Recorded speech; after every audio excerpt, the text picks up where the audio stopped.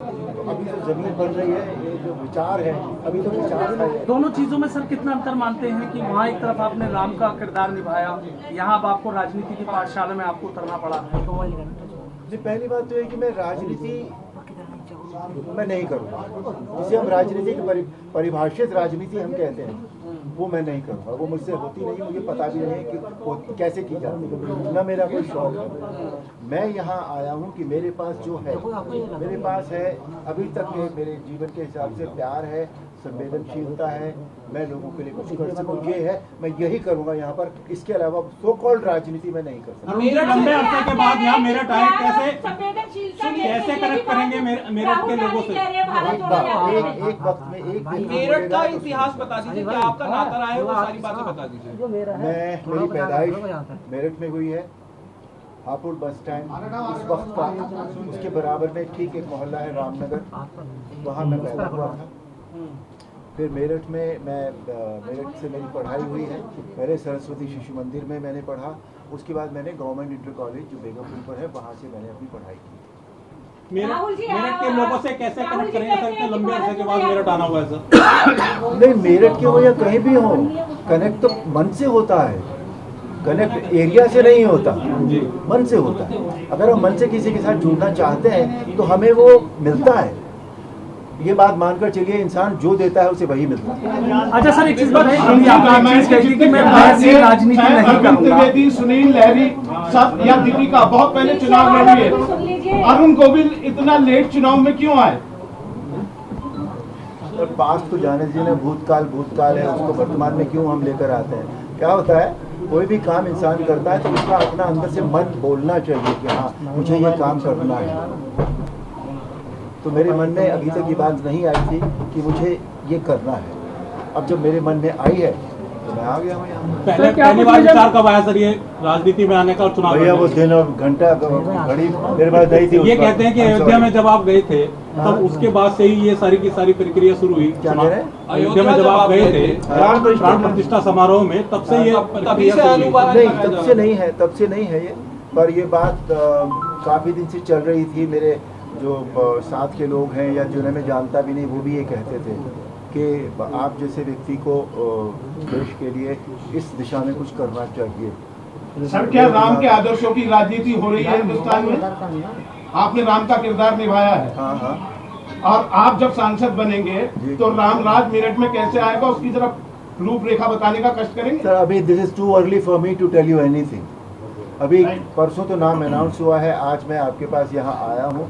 इस विचार को, जैसा मैंने कहा, मेरे अंदर पूरी तरह समा लेने दीजिए मुझे, उसके बाद मैं आपको बताऊंगा कि क्या प्रक्रिया है। भारतीय जनता पार्टी का टारगेट है 400 पार और मेरठ महत्वपूर्ण सीट है। पिछली बार जो जीत हुई थी मेरठ के सांसद लोकसभा चुनाव में, तो 4700 वोट, बहुत कम अंतर होता है। तो ये अंतर को कैसे कवर करेंगे? जीत बड़ी हो, क्योंकि आप खुद भी एक राम अवतार के रूप में यहाँ पर आए हैं, तो लोगों के जो मन में है वो राम की छवि आपकी है।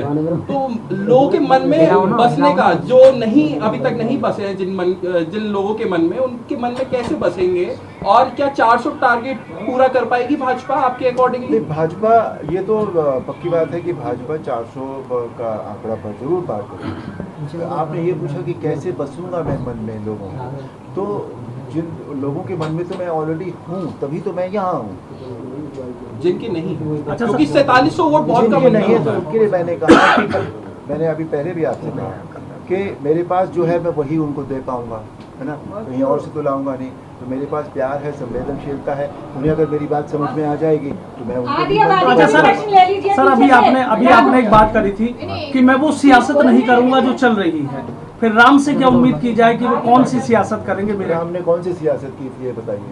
की थी अरुण जी, अहम सवाल ये है कि बीजेपी के जो स्थानीय नेता हैं, लोकल का टिकट ना होने से नाराज है। जो अंदरूनी राजनीति होगी बीजेपी नेताओं की, भाजपा की, उसे कैसे रोकेंगे? और सब नेताओं के साथ मिलकर लेकर चलना एक चुनौती होगी आपके लिए। अगर ऊपरी तौर पे आपके यहाँ ऐसा नहीं होगा तो राजनीति है, राजनीति में अंदर खाने भीतर बात होता है। राजनीति में ही नहीं, ये सब जगह होता है,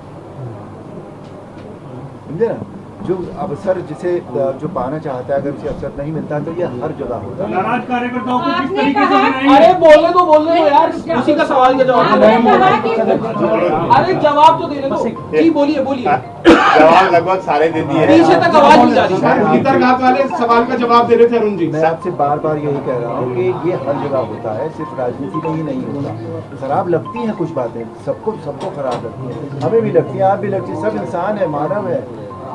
लेकिन ये हमारा कर्तव्य होता है कि हम उनकी नाराजगी को दूर कर पाएं। और हम कैसे कर पाएंगे?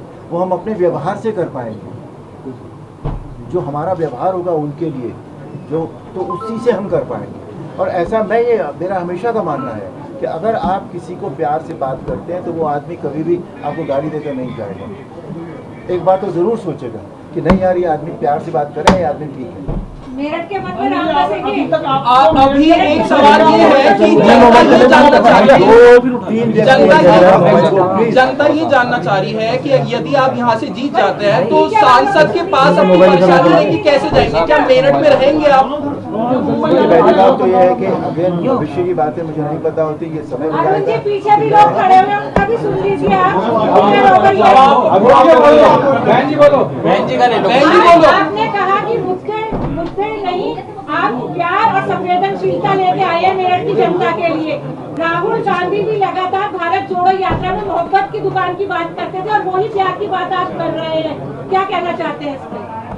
वो क्या कहते हैं मुझे इससे कोई फर्क नहीं पड़ता, किन शब्दों का इस्तेमाल करते हैं मुझे इससे भी कोई फर्क नहीं पड़ता। मैं अपने प्रति जानता हूँ कि मैं अपने विचारों के प्रति, स्वयं के प्रति और बाकी लोगों के प्रति कितना ईमानदार हूँ। समझे ना? सर जी, एक आपको- तरफ से रामायण वाली समझ छवि में को आया। पेश कर रही है बीजेपी, लेकिन कुछ सी ग्रेड फिल्मों में आपने काम किया है। उनके सोशल मीडिया ने आपके जो सी ग्रेड फिल्म में A+ का सर्टिफिकेट जिन्हें मिला है, उसके वीडियोस निकाल के अक्सर सर्कुलेट करने शुरू कर दिए। तो विपक्ष इसका इस्तेमाल, जहाँ पक्ष राम की छवि, उधर आपकी सी ग्रेड हीरो की छवि, उसमें कैसे तालमेल बिठाएंगे? वो तालमेल मेरा बिठाना मेरा काम नहीं है। पहली बात तो ये है, उनका काम जो है वो कर सकते हैं, वो कर रहे हैं। जो मुझे करना होगा वो मैं करूँगा। As simple as that. आप किसी को कैसे रोक थोड़ी ही सकते हैं, लेकिन हमें ये देखना होगा कि कौन सी चीज़ फाइनली विजय हासिल करती है। जनता के बीच में रहेंगे आप? सर एक सवाल और बीच में जीत के बाद रहेंगे आप?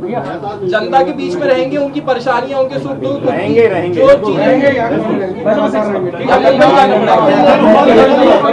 अरे भाजपा वालों जवाब दे दो। मैं फाइनली एक लाइन आपसे कह रहा हूँ, मेरा ये भरसक प्रयत्न होगा कि मैं उन लोगों के प्रति, उनके विश्वास के प्रति जो मुझे यहाँ लेकर आएंगे, उनके विश्वास के प्रति मैं हमेशा ईमानदार रहूँ। ये मेरा पूरा प्रयत्न है। अच्छा सर एक सवाल बस ये मुझे बता दीजिए, समाजवादी पार्टी अलग घेराबंदी कर रही है, हाथी अलग आपके सामने आपके राह रोकने के लिए आ गया है, तो वहां से आप आए, ऐसा कौन सा ब्रह्मास्त्र लेके आए हैं कि आपको लग रहा है कि विजय पताका फैला लेंगे आप? ब्रह्मास्त्र न उनके पास है और न मेरे पास है। पहली बात मैंने आपसे कहा कि मैं जो लेकर आया हूँ मैं वही लोगों को दूंगा।